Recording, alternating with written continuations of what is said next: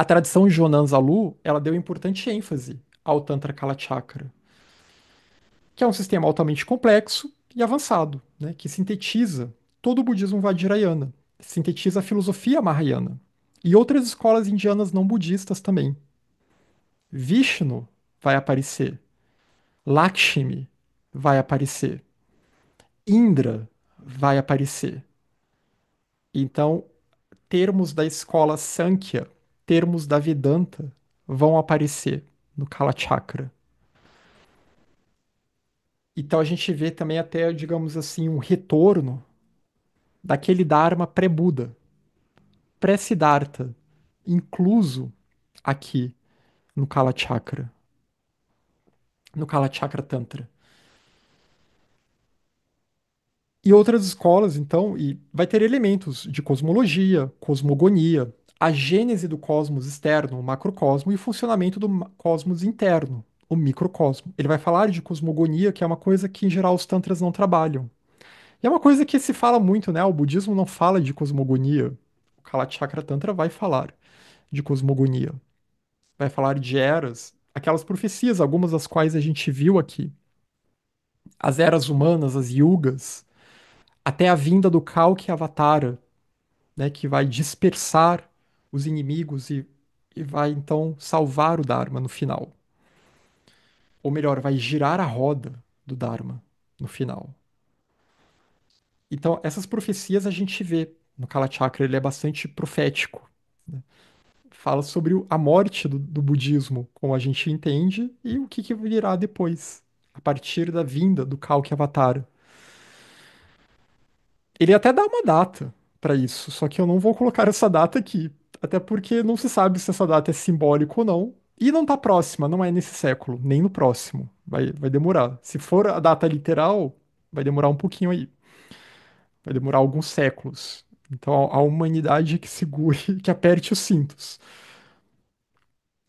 Mas a questão é que o Kalachakra ele vai tratar de coisas como astrologia também, né? Uma astrologia, astronomia esotérica. Então, muito da astrologia indiana, chamada astrologia védica, ela aparece no Kalachakra também. Tanto em relação às questões cosmogônicas, mas também ao Kalachakra interno, pensando que o cosmos está em nós e tem passagem em texto Kalachakra que fala, né? O exterior e o interior são similares, são semelhantes. Há uma correspondência. Bem naquele naipe que a gente vê do hermetismo, né? Do hermetismo real. Né? O tal qual acima, tal qual embaixo, né? Então, essa identidade do macro e do micro. E a gente vai ter uma terceira classe de textos Kala Chakra que vão ser mais filosóficos, que são chamados de o Kala Chakra alternativo, que aí não vão tratar nem especificamente da cosmologia, nem do microcosmos, né? O microcosmos aí vai ser muito aquela questão também, aquela fisiologia sutil dos ventos, dos canais. Aí vão falar até em questões de saúde nesse ponto também, porque aí traz princípios também da medicina indiana, da medicina ayurvédica e tudo mais, mas também de como que as práticas vão afetando, né, os nossos canais e como que esses astros que estão lá fora, os planetas, as constelações, né? Ele vai tratar dos sete planetas, sete luminares, na verdade, né? Sol, Lua, Mercúrio, Vênus, Marte, Júpiter, Saturno. Os dois nodos lunares que causam os eclipses, né? O nodo norte e o nodo sul da Lua, que são pontos fictícios que causam os eclipses. E as 27 mansões lunares, que é um ponto mais profundo da astrologia indiana, que são 27 constelações de um horóscopo sideral, né? Que é um cálculo diferente do nosso horóscopo tropical.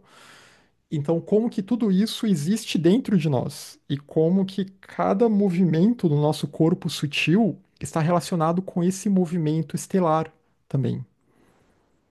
E como que se trabalha então esse movimento estelar dentro de nós, esse movimento sideral dentro de nós.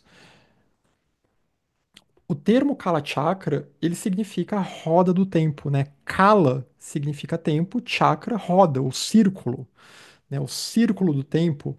Mas esse Kala aqui Ele pode ser interpretado, muitas vezes se interpreta como sendo o tempo, esse tempo normalzinho que a gente experiencia de presente, passado e futuro. Mas Kala se refere à duração incondicionada. Não é só como a gente percebe o tempo, mas é a duração da manifestação. Essa roda do tempo é a roda da manifestação. Não dá para ver, mas é como se fosse uma serpente mordendo a própria cauda, esse círculo mais externo aqui. E nele surge todo o cosmos, né? O tempo ele delimita o espaço para que as formas possam então surgir, para que as formas possam se delimitar. Então, é um tantra que está tratando da manifestação cósmica.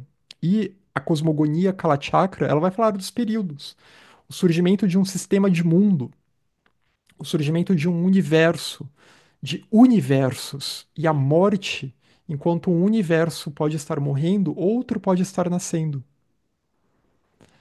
Enquanto um planeta pode estar morrendo, um sistema planetário pode estar morrendo, outros podem estar nascendo. E como que toda essa vida, ela continua desde tempos imemoriais.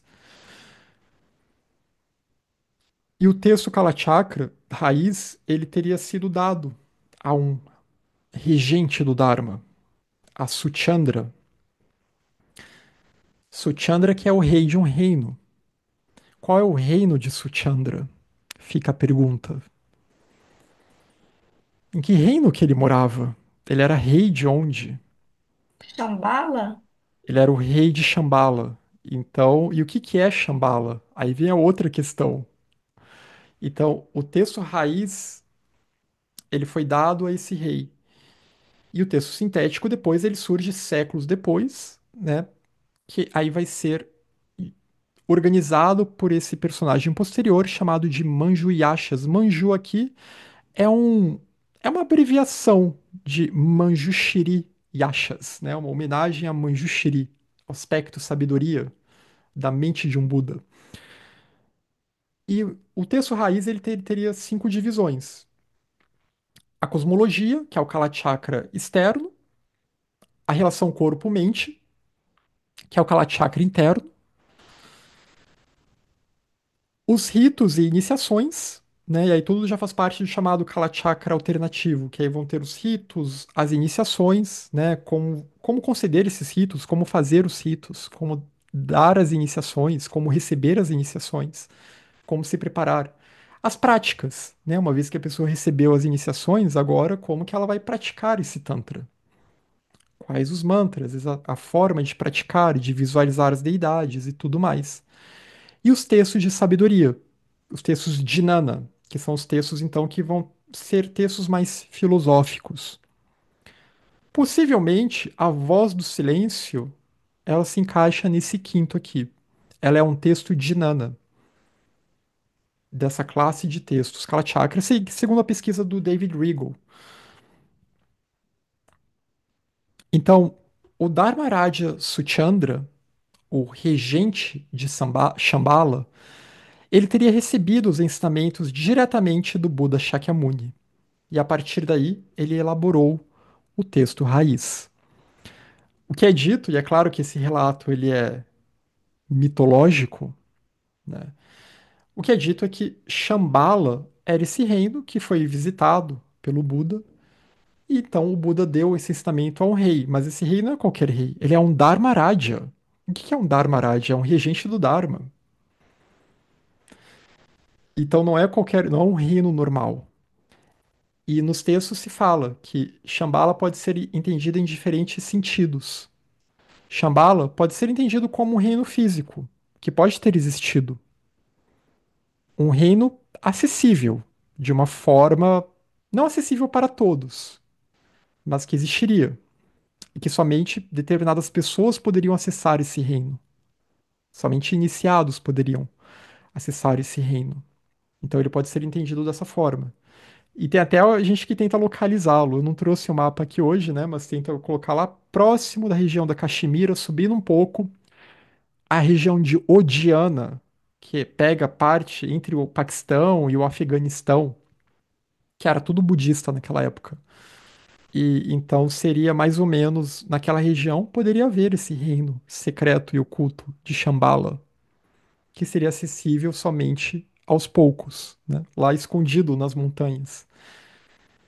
Mas também Shambhala pode ser entendido como um reino fora deste mundo, um reino cósmico, como uma terra da luz, como uma terra pura, como Tushita, que também temos no budismo, né? Uma terra acessível somente por elevados bodhisattvas em samadhi, que então conseguem acessar esse tipo de reino, porque ele não está no nosso plano físico.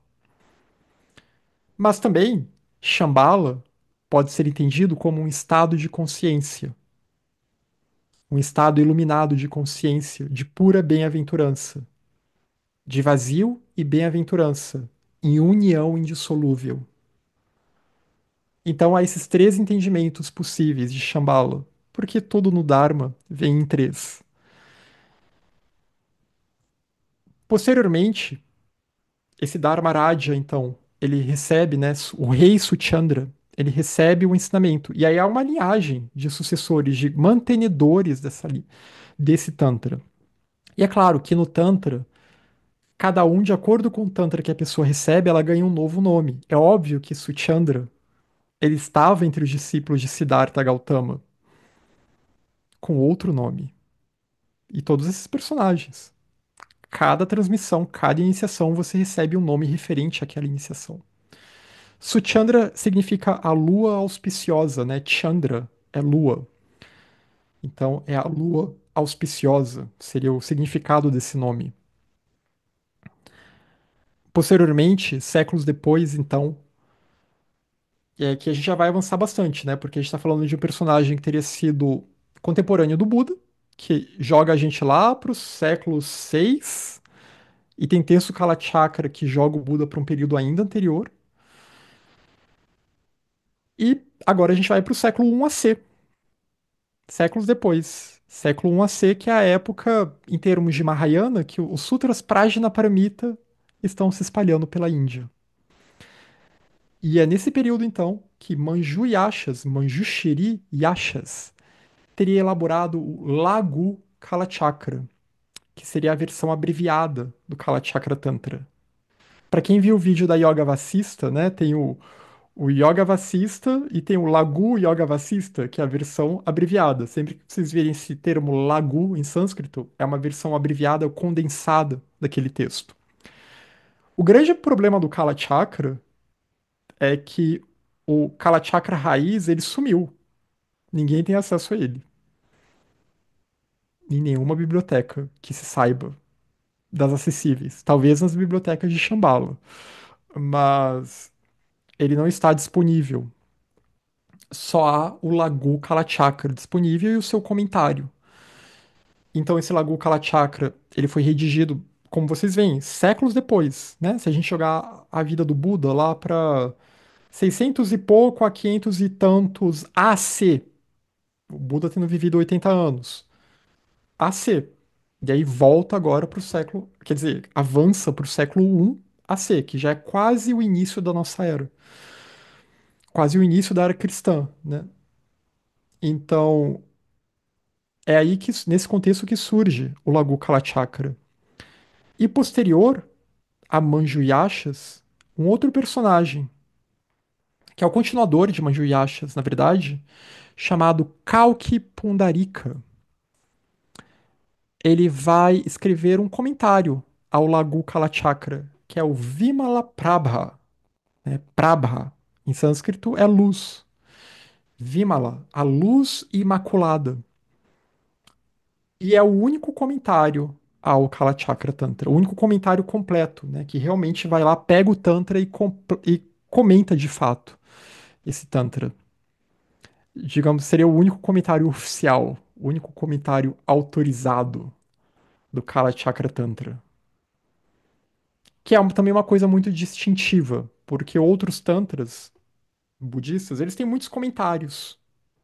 Já o Kalachakra não parece que foram muitos que ousaram comentar esse Tantra. Mas agora a gente avançando um pouquinho mais, indo para o século XI, né, inícios aqui do século XI, finais do século X, já naquele contexto em que a Kadampa está prestes a surgir no Tibete, né? A gente tem esse personagem aqui, Naropa, que é um pré-Kadampa, digamos assim, um grande expoente do Vajrayana e do Mahayana também, né? Um indiano que atuou muito com Tilopa, enfim, personagens que já mencionamos aqui naquele contexto pré-Kadampa. Há um texto, né? É um comentário do Naropa chamado Sekodeshatika, que é um comentário que ele fez a uma seção do Tantra Kalachakra raiz, do Mula Kalachakra Tantra. Então o Naropa ele teve acesso. Nesse século aqui, ele ainda teve acesso a esse texto raiz. E aqui ele diz, né, o ensinamento do Mantrayana, que foi anteriormente concedido a nós por Dipankara, é agora transmitido pelo virtuoso Gautama. Seria um trecho do Kalachakra Tantra raiz, isso aqui, que ele cita no seu comentário. O que ele está dizendo aqui é que então o Kala Chakra é um ensinamento anterior ao Buda. É um ensinamento que foi dado pelo Buda anterior a Siddhartha. É um ensinamento que foi dado por Dipankara, que é o nome do Buda anterior a Siddhartha Gautama. Portanto, então o Buda ele transmitiu. E ele transmitiu o ensinamento completo somente para um único discípulo, que foi Suchandra. Só ele recebeu o ensinamento completo. Portanto, do local chamado Shambhala, uma emanação de Vajrapani, o rei Suchandra, veio por meio dos seus poderes mágicos a alcançar o Dharmadato. Aqui já está numa descrição mais mítica, claro, né? Mas então, nesse reino de Shambhala, que a gente pode interpretar de diferentes maneiras, né, como uma terra da luz dos Bodhisattvas, como um local secreto, físico, ou como um estado de consciência, uma emanação de Vajrapani. Suchandra é associado a Vajrapani no sentido de que é aquele poder, né, o aspecto poder da mente iluminada de um Buda, que afasta as perturbações, que destrói os kleshas e que protege os seres, né, o guardião dos seres. E Vajrapani também ele é chamado de o guardião dos mistérios, né, o senhor dos mistérios. É um título que ele tem no Tattva Samgraha, que é um outro texto Mahayana. Então, ele aqui é associado a Suchandra. Quando se fala em emanação no budismo, quer dizer que a pessoa ela tem aquela qualidade, né? É uma forma elogiosa, de certa forma, um elogio esotérico de dar àquela pessoa, mostrar que ela representa aquela qualidade de Vajrapani. Então, e por meio dos seus poderes mágicos, né? Aqui eu não sei qual é a palavra que estava em sânscrito, se era bala, que é uma paramita, uma das 10 paramitas, que significa o poder de um alto bodhisattva, o poder de um Buda, a alcançar o Dharmadato. Ou seja, por meio de sua sabedoria poderosa, ele alcançou a compreensão do Dharmadato. Ele alcançou uma dhinana elevada, uma gnosis elevada aqui. Ele alcançou a compreensão desse espaço básico que preenche todas as coisas, ou desse elemento indestrutível que preenche todas as coisas. O que está sendo dito aqui é que Suchandra é alguém que está num nível muito elevado, que está num boom, como se diria na linguagem iniciática do Mahayana, está numa iniciação muito elevada, porque afinal ele alcançou algum grau de compreensão da realidade última. E o Kalachakra, então, ele se manteve. Ele se manteve um sistema tântrico reservado no Dharma idôneo da Índia, chegando ao Tibete no período das novas traduções, né, no período Sarma, com o surgimento do núcleo Kadampa original, no século XI. Então, o Kalachakra ele começa a ficar público na Índia, como a gente viu, é um ensinamento que remonta ao Buda, que o Buda deu para o rei Suchandra. Porém, a gente começa a ver menções ao Kalachakra explicitamente na Índia lá para o século X. Porque esse período entre o século 8, 9, 10 é um período de muita efervescência do Tantra em Caxemir, na Caxemira. É um período em que o shivaísmo da Caxemira está florescendo bastante. E há conexões entre os dois tantras. Disse que muitas das imagens que esses tantras budistas adotam podem vir até do shivaísmo, ou às vezes vice-versa, personagens atuando nos mesmos ambientes. Né? É que eu estou falando do shivaísmo Advaita, né? O shivaísmo não dual, em que Shiva aqui não é aquele Shiva da trindade tradicional hinduísta, mas Shiva representa a realidade última. Então, a gente vê estudos, né? A Sofia Rivet, que se dedica bastante ao estudo do Kala Chakra na França, ela tem artigos sobre essa conexão entre o Kala Chakra e o Shivaísmo. Eu mencionei a filosofia Sankhya também, né? Muita da terminologia da filosofia Sankhya, Purusha, Prakriti, que é uma filosofia eminentemente cosmogônica, também vai aparecer aqui no Kala Chakra Tantra. Então esse tantra, ele não pode ser um tantra quem, né, reconhece a grandeza desse tantra, não pode ser um tantra que afeito àqueles budistas que têm medo das outras escolas indianas.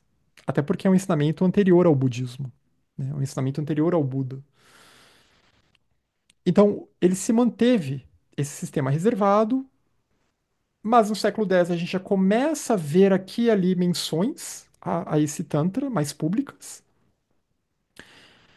E ele chega ao Tibete no período, nesse período mesmo, século X, XI, né, o período das novas traduções, o período Sarma, que é o período de Atisha, Rinchen Zangpo e daí por diante, né? Eu tinha comentado Naropa. Então, esse período aqui, a gente agora vai ver, então, o Kalachakra Tantra no Tibete, né? Essa linhagem se sendo transmitida para os inícios do budismo tibetano no Tibete, né? Os inícios aqui que eu falo desse Dharma aqui, né, ligado a essa tradição, essa linhagem central. Então, com o surgimento do núcleo Kadampa no século XI. E aí isso vai dar origem a duas linhagens, que é a linhagem Dro e a linhagem Ra. A linhagem Dro, ela vem de Dro Lotsawa. Lotsawa é tradutor em tibetano. E a linhagem Ra, ela vem de Ra Lotsawa, que também significa, né, o tradutor Ra. São dois personagens diferentes da escola Kadampa, cada um vai dar a sua ênfase especial, né? Os dois vão traduzir os materiais e vão dar uma ênfase especial a aspectos do ensinamento, né? Aspectos de como transmitir, etc. Porque cada um vai ter, digamos assim, os seus grupos de discípulos, então não há nenhum choque entre as duas linhagens, né? Mas são duas linhagens variantes que surgem, né? A linhagem Ra vai ser enfatizada na escola Sakya, a linhagem Dro e Ra vão aparecer na escola Jonan. Então, são duas linhagens que coexistem aqui. Porque no budismo é muito isso, né? Um personagem transmite e aí aquele outro, e às vezes os dois têm o mesmo guru, mas ambos vão atuar com grupos diferentes ou em ambientes diferentes, e aí essa linhagem ela se bifurca em dois. Mas o fato é que você sempre tem que saber de onde vem o ensinamento, né? É, no budismo é assim. Eu quero fontes. Eu quero saber de onde que vem o ensinamento. Então, essa última, então, como eu tinha falado aqui dessas duas linhagens, né, do período Sarma. Alguém tinha perguntado algo que me pareceu interessante. Tem várias perguntas aqui no chat, mas acho que tem uma. Assim, alguém perguntou sobre Abhinavagupta, que é um personagem ligado ao shivaísmo. Ele é considerado idôneo, né? Eu não tenho muita leitura dele. Já li personagens que o citam, mais em contextos shivaístas. Ele é considerado um personagem idôneo, né? É claro que ele não é. Esse nome Abhinavagupta, ele não é tido como um guru da linhagem budista. Porque quando eu falei que essas linhagens, a gente vai ter interações entre shivaístas e budistas, e tem acadêmicos realmente que falam sobre isso abertamente, tradicionalmente isso vai ser feito. de uma forma reservada, não vai ser feito de uma forma explícita. Então, se Abhinavagupta estava atuando em meios budistas, ele estaria atuando provavelmente com outro nome, né, com um nome iniciático budista. E às vezes até um budista que torce o nariz quando vê o nome Abhinavagupta, às vezes nem sabe que está seguindo uma sadhana daquele mesmo personagem, mas com o nome budista. Essas coisas acontecem nesses ambientes. Então, e aí agora a gente chega na escola Jonan, né, que é a nossa ênfase aqui atualmente. As escolas de Jonan e Zalu, no século XIV, elas realizaram um esforço de retradução e comentários dos textos Kalachakra, né? Assim como elas fizeram com os textos da escola Yogacara também, incluindo as linhagens Dro e Ra, e apresentando o Kalachakra como um sistema ao que o Dopopa chama de Krita Yuga Dharma, o Dharma da Era de Ouro.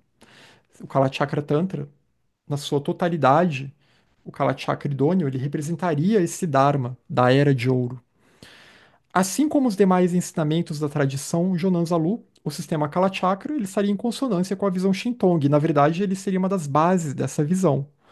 Como também já vimos muito enfatizado aqui, né, o termo Adi-Buda, Buda primordial, presente no Kalachakra Tantra, seria um outro sinônimo para Dharmata, ou realidade última indestrutível. Então, ele seria esse termo que representaria a realidade última, que representaria o absoluto, no caso, né? E esse termo ele vem direto do Kalachakra. A gente não vê Adi-Buda em sutras, eu pelo menos nunca vi, né, em textos voltados para questões dos sutras ou que comentam sutras, etc. É um termo bem marcado mesmo do Kalachakra Tantra. E importantes nomes ao longo da história da tradição Jonanzalu, então como Dopopa, Lotsaw Amati Pantin, né, que foi um tradutor que atuou muito com Dopopa, Lodropal, outro, né, esses três atuaram muito, né, esses dois tradutores, muito nesse esforço de retraduzir textos Kalachakra e textos de Yogacara. Choskle Nangyal, Budon Rinpoche, tem até publicado em inglês, num livro do Glenn Mullen, tem uns textos de exortação ao Kalachakra do Budon, né? O Budon, ele é um personagem muito importante, eu já o citei aqui, que ele é ligado ao mosteiro de Zalu, ele teve o mesmo instrutor que o Dopopa, e o Budon foi o que sistematizou o cânone budista no Tibete, que separou direitinho. Isso aqui é o Tanjur, que tem os sutras, os tantras idôneos, aliás, o Kanjur, né, com K, que tem os Tantras, Sutras idôneos, e temos o Tanjur, e também os textos Vinaya estão no Kanjur, e no Tanjur os tratados que comentam. Então, Budon é um personagem muito importante, Tsongkhapa depois vai seguir essa sistematização também, né? Não dei muita ênfase aqui nele hoje, porque eu pretendo voltar com mais cuidado a esse assunto, já citei antes também. Bodon Nangyal, que é um Jonan posterior, que vai também interagir com alguns Gelugpas. Bodon Nangyal, um personagem muito interessante, ele já vai ser um contemporâneo da época mais de Tsongkhapa, de Gedun Drub, o primeiro Dalai Lama, Kidrub, o discípulo do Tsongkhapa, e Taranata, né, que foi o último grande Jonan no século XVII. E a gente vai entrar em textos do Taranata ano que vem. Então, dá até a impressão que está longe, né, ano que vem. Então, o Taranata, que teria sido esse o último abade da escola Jonan original, dessa linhagem Jonan Zalu. E dentre outros personagens, né? Eles se dedicaram a esses ensinamentos. Então, aqui só para pontuar alguns desses nomes. E mesmo após o fechamento do núcleo Jonan, no século XVII, né, que é justamente pega esse período do Taranata, o sistema Kalachakra ele continuava a ser praticado reservadamente por um discípulo de Taranata e pela linhagem Gelugpa dos Panchen Lamas, porque é nessa época que o primeiro Panchen Lama entra em ação. E então é nessa época que a Tashilhunpo e o mosteiro mais reservado se tornam o grande. A Gelugpas, nesse ponto, ela se torna realmente a grande mantenedora, defensora e guardiã do verdadeiro Kalachakra Tantra. Mas a questão da Gelugpa, dos Panchalamas, a gente deixa para depois. Já falei sobre isso outras vezes também, né, em vídeos mais antigos, na relação Blavatsky, a Upazika, Helena Blavatsky, que também teve acesso a esses ensinamentos e outros personagens e que vão interagir mais com esse contexto taxilhumpo em tempos mais recentes, né? Mas eu peguei um trecho aqui do Vimalaprabha que é citado pelo do Popa. Tem muitas citações de textos Kalachakra no texto nos textos do Popa, né? Principalmente no Dharma da Montanha. E esse aqui eu achei bem interessante, até porque para quem viu o vídeo sobre os quatro os quatro estados da manifestação, né, os quatro estados da consciência, lá no vídeo da Yoga Vassista, para quem não viu tudo bem, a gente vai recapitular aqui. Eu achei curioso porque esse trecho do Vimalaprabha, né, desse comentário ao Kalachakra Tantra, do Kalki Pundarika, que eu já tinha mencionado antes, esse trecho também vai falar desses quatro estados. Então, ele vai apresentar esses quatro estados como sendo o Nirmanakaya, que é a vigília. Aqui eu vou começar de baixo para cima, né? Mas o certo seria começar de cima para baixo. Então eu vou começar de cima para baixo. Svabhavikakaya, que é a onisciência. Dharmakaya ou Jnanakaya, que é o sono sem sonhos, ou sono profundo. O Sambhogakaya, que vai ser associado ao estado de sonhos. E o Nirmanakaya, que é associado ao estado da vigília, nesse trecho que está aqui. Na Voz do Silêncio e no Mandukya Upanishad, né, esse estado acima de todos, que aqui fala da quarta veste, que é o Svabhavikakaya, ele é chamado de Turiya. Então, para quem lembra, são as quatro salas, né, da Voz do Silêncio, que tem a sala da vigília, a sala dos sonhos, ou eu acho ela chamada de sala da sabedoria, se eu não me engano. Agora eu posso estar me confundindo aqui, que eu não dei uma olhada na Voz do Silêncio. E depois nós temos. Não, a sala da sabedoria ela vem depois, ela é do sono sem sonhos. Então temos essa sala dos sonhos, que é a sala do aprendizado. É a sala do aprendizado. É a sala da ignorância, que seria como estado de vigília. É a sala do aprendizado, que seria como estado de sonhos. E a sala da sabedoria, que seria o sono sem sonhos. E por fim, Turiya, que é a testemunha. São as quatro salas da Voz do Silêncio aqui. Só uma digressão para quem depois quiser dar uma olhada no texto, né? Depois a gente vai visitar esse texto. Mas aqui eu estou focando no Vimalaprabha, né? E nesses quatro estados junto a essas quatro vestes. Então, o que ele vai dizer aqui sobre o Svabhavikakaya? A gente já viu um pouco sobre isso, que tradicionalmente nos textos Mahayana se fala nas três vestes, Dharmakaya, Sambhogakaya, Nirmanakaya. Se fala muito, é um assunto complexo. A gente não entende tão bem esse assunto, até porque nós ainda não temos essas vestes, né? Então, o que que eu posso falar do Nirmanakaya se eu ainda não estou vestindo o Nirmanakaya? Se eu não me tornei um Nirmanakaya ainda? Mas a gente tem algumas ideias do que é apresentado nesses textos e que dá para fazer relação também com o que a gente vê na linguagem gnóstica, né? Da veste de luz, o manto de luz e daí por diante. Mas então o que que ele fala sobre Svabhavikakaya? E eu sempre gosto de chamar a atenção para essa palavra, né? Svabhavikakaya, né? Lembrando que Kaya é veste, e aí ele vira essa palavra gigante em sânscrito. Svabhava significa existência inerente, ou natureza própria, ou natureza inerente. Isso é Svabhava. É a verdadeira substância, a verdadeira substancialidade. Então, aquilo que é a essência de tudo, de fato. Então, a mente eterna do quarto nível da verdade, da cessação, é base absoluta, é Svabhavikakaya. Nos Tantras, isso é chamado de onisciência. Então, a onisciência de um Buda, como é referida nos Tantras, se refere a essa mente que alcançou o completo despertar e que se tornou una com a mente eterna, né? Com a mente cósmica, que esse é um termo que a gente vê nos textos de Jonan também, né, que nos remete muito a Sankhya. Mas o fato é que essa mente eterna aqui não é a nossa mente, não é uma mente normal, uma mente humana, não é um fluxo mental, mas é um estado de consciência. É um estado de consciência, então, que chegou a essa base absoluta, né? Que aí já não tem nem mais nenhum resquício de dualidade. Essa natureza que permeia todas as coisas. E por isso que é onisciência. Porque ela é onisciência também por ser presença, né? É onipresença. Onipresente e onisciente. E aí depois a gente vai para o Dharmakaya, que seria a segunda veste, que aqui ele é apresentado como um sinônimo do Jnanakaya.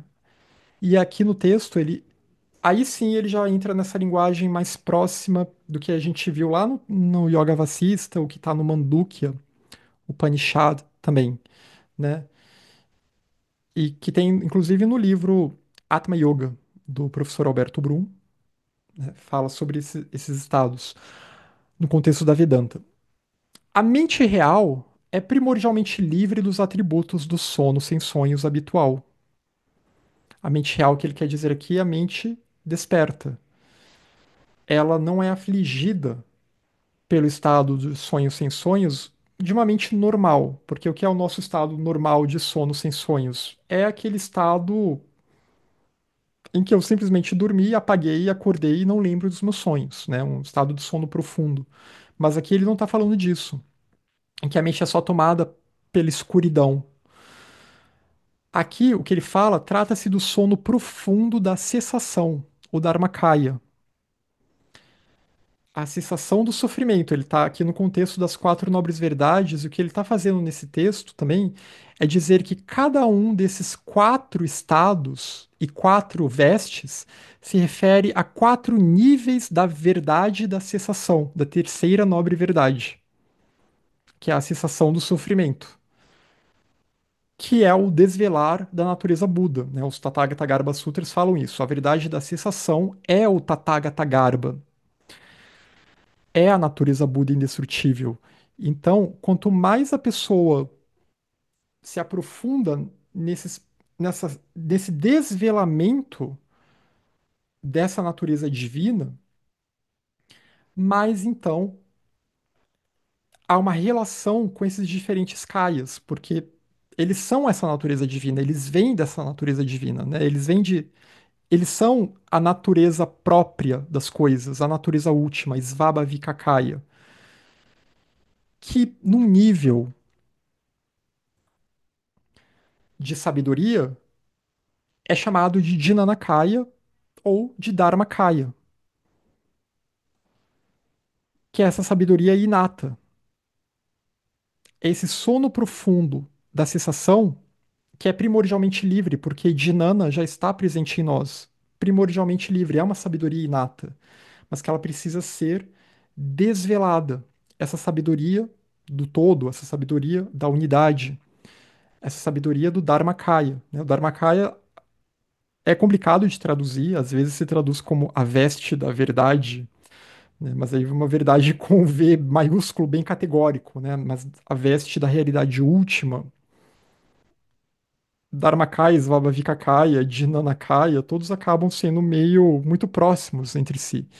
E esse tipo de mente, então, essa mente que alcança esse estado, esse sono profundo, que é essa compreensão profunda do Dharmakaya, dessa unidade que permeia todas as coisas, ela é chamada de Jnanakaya, porque ela desbloqueou, ela alcançou, ela desvelou essa gnosis inata, essa sabedoria inata. Por isso que o Dharmakaya também pode ser chamado de a veste da sabedoria, ou a veste da gnosis, né? Jnanakaya. Já a mente de sonhos, da verdade da cessação, no campo que é livre da mente de sonhos de existência e não existência, produzido pelos ares vitais ou prana, aqui já ficou meio longo, já vou até me deter aqui. A mente dos sonhos aqui, o estado de sonhos, na, no Mandukya Upanishad, na Yoga Vasista, ele se refere a um estado que a mente está muito voltada para suas atividades internas, né? Inclusive as atividades oníricas também. mas que ela não está tão voltada com tanta força para as atividades externas quanto as atividades sensórias, né, quanto no estado de vigília. Então aqui é a mente lidando com as coisas da mente, digamos assim. Só que o que ele está dizendo nesse contexto é que, e por isso que na Voz do Silêncio também isso é chamado de a sala do aprendizado, porque é um campo psíquico, e nesse campo psíquico você pode cair em muitos enganos, né? É associado ao campo astral e tudo mais. Por isso tem que ir além desse campo.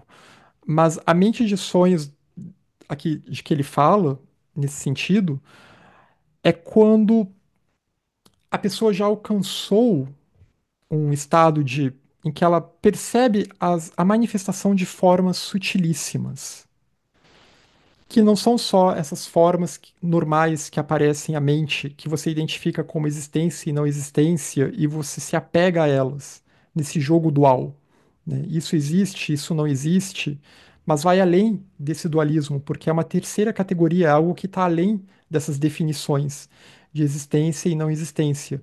É algo que, na verdade, vem do Dharmakaya, e que é o Sambhogakaya, que é essa veste de plena bem-aventurança. Então, você reconhece o êxtase da bem-aventurança em toda a multiplicidade.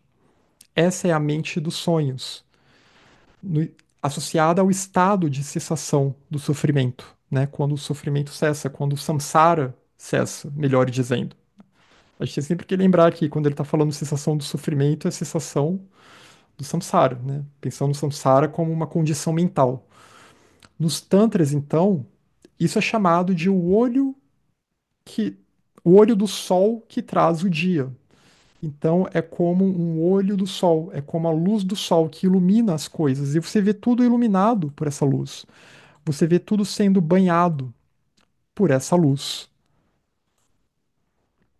E agora ele vai para o quarto, que é a mente de vigília. Aqui começando, né? Aqui ele foi de cima para baixo. O que é essa mente de vigília da qual ele fala? A mente de vigília, da verdade da sensação, ou campo que é primordialmente sem mente, caracterizada por pensamentos discursivos, gerados pela percepção conceitual do estado de vigília comum. O que ele está falando é que no estado de vigília comum que nós estamos, a nossa mente ela tá sempre tagarelando, né? Porque a gente está sempre em contato com uma série de coisas. Lembra dos agregados? Percepção e sensação, né? Sensação e percepção, na ordem aqui correta. A gente tem a sensação, a gente entra em contato com as coisas, né? Esparcha, tem sensações a partir daí, a nossa mente ela é provocada por essas sensações. E aí vem uma série de pensamentos, de ideias, de noções, de percepções, ou às vezes se traduz como cognições, né? Impressões daquilo que vão ficando no nosso fluxo mental. Então, essa é a nossa mente normal, né? Se voltando para aquilo que está fora, para aquilo que está provocando ela, que está estimulando, né? A gente se volta para esses estímulos fora da nossa própria mente. E ela com toda essa voracidade, desejando essas coisas, né? Se relacionando com essas coisas ou tendo aversão a elas, etc, né? Sempre esse senso de um eu construído pelos agregados.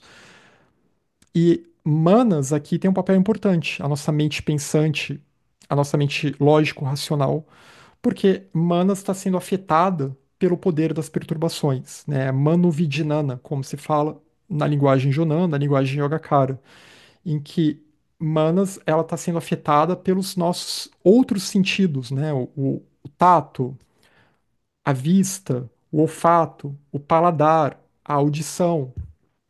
Não sei se eu me esqueci de algum, acho que não. Então, ela é afetada por isso. E ela vai traduzindo essas coisas, mas sempre sob essa ótica distorcida pela ignorância, sempre sob a ótica de avidya. E ela acaba se tornando, muitas vezes, escrava, muitas vezes, né? Dá a impressão que é só de vez em quando. Não. Ela acaba se tornando escrava desse jogo de mente com sentidos, afligido pelo poder da ignorância, pelo poder da separatividade. Isso é a vigília comum.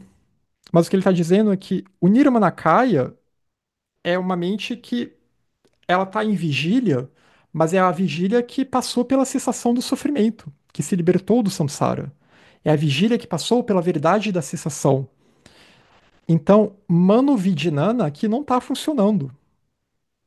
Essa mente kleshada, ela não está mais aqui. É uma cessação, né? Esse Nirmanakaya, agora eu escrevi que eu escrevi errado, tá? Nirmakaya, Nirmana. O Nirmanakaya é essa cessação dessa manas perturbada, dessa mente perturbada, né? E nos tantras, então, isso é chamado de o olho das pétalas do lótus que se abrem, né? Em que agora esse lótus, então, ele começa a desabrochar. E essas pétalas, então, elas vão se abrindo e vão se direcionando, né? Vão se direcionando para o mundo, e esse lótus, então, ele desabrocha no seu esplendor.